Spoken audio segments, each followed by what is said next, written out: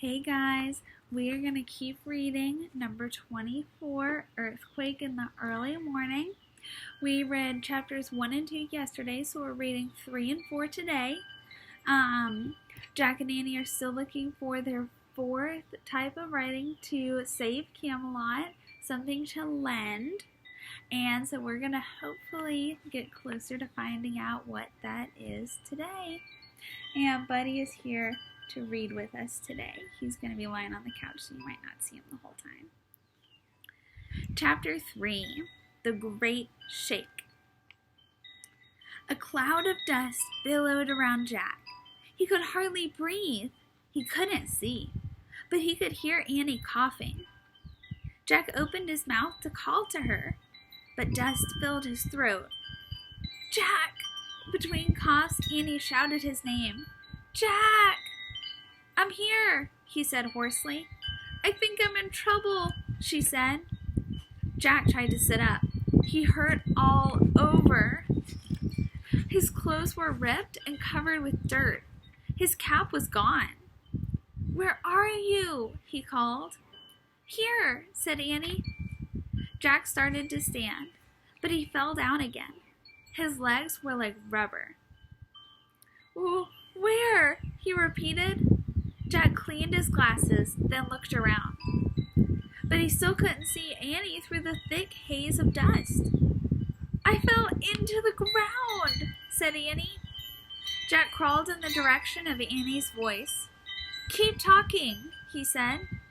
Here, she coughed. Here. Jack felt a ledge with his hands. He looked down into a huge crack in the street. Through the dust, he could see Annie right below him. You found me, she said, between coughs. I'll pull you out, said Jack. He grabbed Annie's hands. He tried to pull her out of the crack, but she was too heavy. I can't do it, he said. Bring me something to stand on, Annie said. Maybe I can get out by myself. Jack stood up and stumbled away from the crack. He gathered an armload of bricks. Then he went back to the crack and handed them down to Annie, one by one. Annie carefully stacked the bricks on top of each other. I need more, she said. Jack ran back to get more bricks. He was afraid there'd be another earthquake and the crack would close with Annie inside. He handed the bricks down to her. Hurry, he said. I'm hurrying, she said. At last, Annie finished stacking the bricks. She stood on the stack. With her bare hands, she slowly pulled herself up. Jack helped her stand. She was covered with dirt. Her stockings were torn. Her knees were skinned. Are you hurt? Jack asked. A little scraped, said Annie. How about you? A little shaky, said Jack. Actually, he was very shaky. Me too, said Annie. I think San Francisco just had a really huge earthquake, Jack said. He coughed. His throat was clogged with dust. Annie coughed too. What does the book say? She said. Jack pulled his research book out of his leather bag. His hands were trembling. He could hardly turn the pages. I'll find it, said Annie.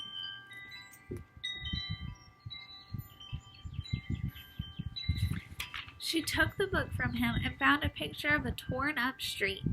She read aloud. At 5:13 a.m. on April 18, 1906, the people of San Francisco were shaken awake by one of the biggest earthquakes the United States has ever known. Some call it the Great Shake. No wonder we feel shaky, said Jack. I wonder if a lot of people got hurt, said Annie. They looked around. Through the dust-filled air, families were stumbling out of their crumbling houses. They were all barefoot and still wore their night clothes. Some babies and small children were crying, but strangely, the grown-ups were all silent. They just stared at the torn-up street and crumbling houses. Everyone must be in shock, said Annie. I know how they feel, said Jack. He gazed at the rubble all around them. He didn't know what to do. He couldn't think clearly. Annie looked at the book again. She read aloud. Just after the earthquake, broken chimneys, stoves, and lamps caused terrible fires.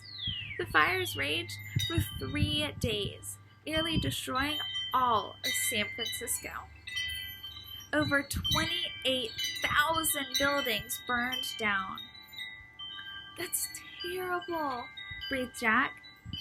In the distance, a cloud of black smoke was rolling through the sky. The fires are starting, said Annie. Chapter 4. What's the story? Maybe we should leave, Jack said in a panic. He wanted to get out of San Francisco before the fires spread. We can't, said Annie. We have to find the special kind of writing from Morgan's library. Something to lend. Let's find it fast, said Jack. He and Annie started walking through the rubble. They stepped over piles of bricks, chunks of concrete, and broken glass. They passed fallen lamps and twisted trolley car tracks. They saw houses leaning to one side and people hauling their things out onto the street. We can't worry about our mission now, Annie said. We have to help.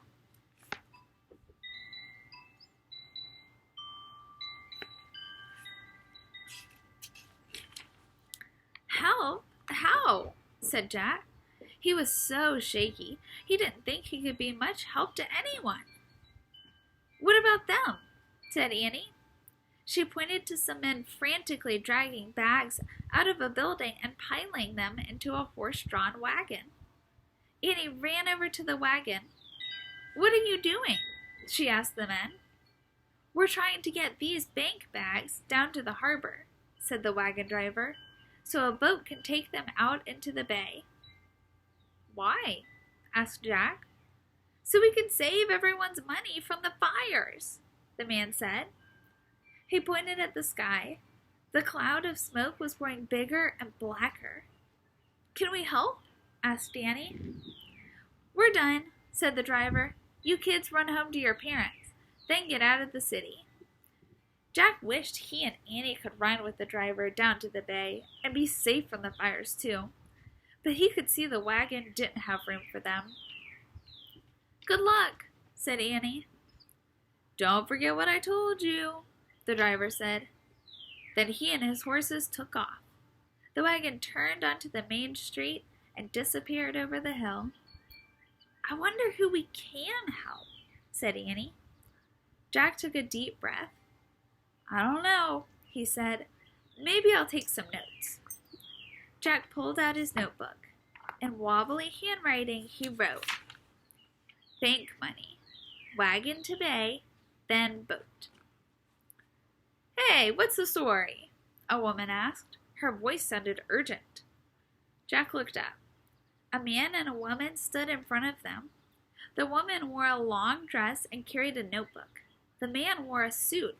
He carried a big camera and a 3-legged stand. What story? Said Annie. The story with the bank. My name's Betty. I'm a reporter, said the woman. For television? Asked Annie. What's that? Said Betty. Never mind, said Jack. He whispered quickly to Annie. She's a newspaper reporter. TV hasn't been invented yet. Oops, said Annie. So what's the story with the wagon that just left the bank? Betty asked Jack and Annie. Jack looked down at his notebook. They're going to save the money by taking it to the bay and putting it on a boat, he said. Good reporting, Sonny, she said. Get a picture of the bank, Fred.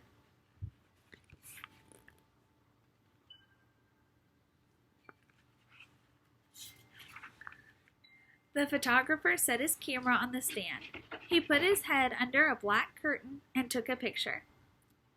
Got it, said Fred. As the photographer packed up his equipment, Betty turned to Jack and Annie. Go home and get your parents, kids, she said. Fires are burning out of control. We know, said Annie.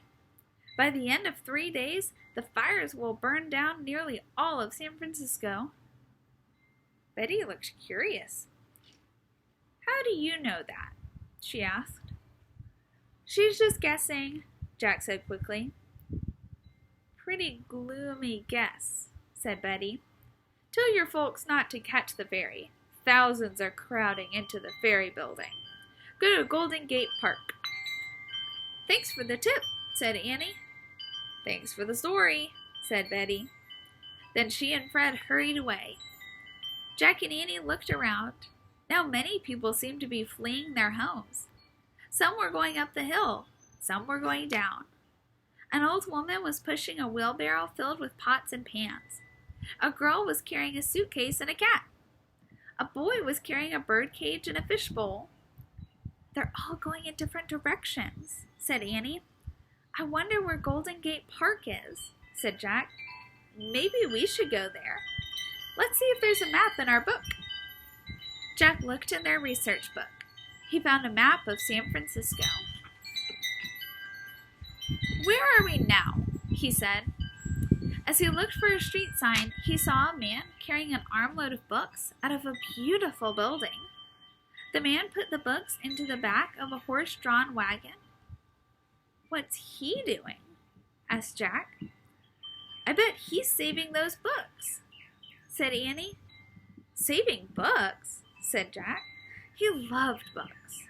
For a moment, Jack forgot his fears. He forgot about trying to save himself. We'd better help, he said. Come on. All right, guys, that's the end of chapters 3 and 4. Chapter 5 is called Stop! Stop! So we're going to stop there for today. And I want you to comment in the discussion post, what do you think is going to happen next? Are Jack and Annie going to be able to help the man who is loading books into his wagon? Why do you think he's loading books into his wagon? All right, go ahead and comment, and I look forward to reading what you write. All right, I'll see you tomorrow.